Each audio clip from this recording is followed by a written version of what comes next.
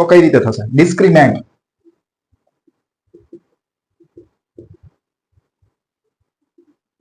એટલે કે ડી. હવે જો આપણે ડી ફાઇન્ડ કરવો છે તો આનું સોલ્યુશન કઈ રીતે પોસિબલ છે? તો ડિસ્ક્રિમેન્ટ એટલે કે ડી, એને કહી દો વિવેચક. વિવેચક, બરોબર. ડિસ્ક્રિમેન્ટ ડી વિવેચક. વિવેચક છે એના માટેની formula D is equal to B square minus 4ac.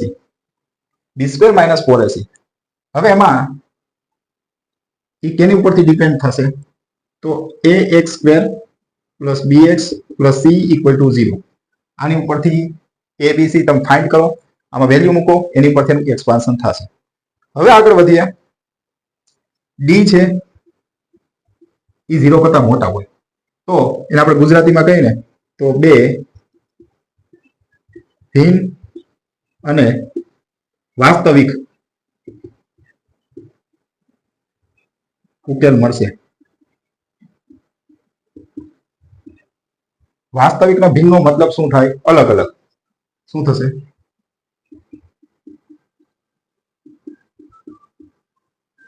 D equal to 0. બે સમાન ઉકેલ મળશે.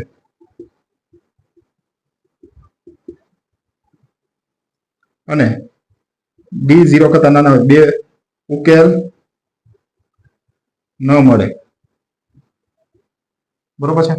જો આમાં બે ભિન્ન અને વાસ્તવિક ઉકેલ મળે તેના માટેની ફોર્મ્યુલા શું થાય? Alpha into beta equal to minus B plus or minus root D upon 2a. Alpha અને beta equal to minus B upon 2a. તો આ રીતે એનું સોલ્યુશન થતું હોય છે. બરોબર. હવે એકાદો એમાં ક્વેશ્ચન લઈએ.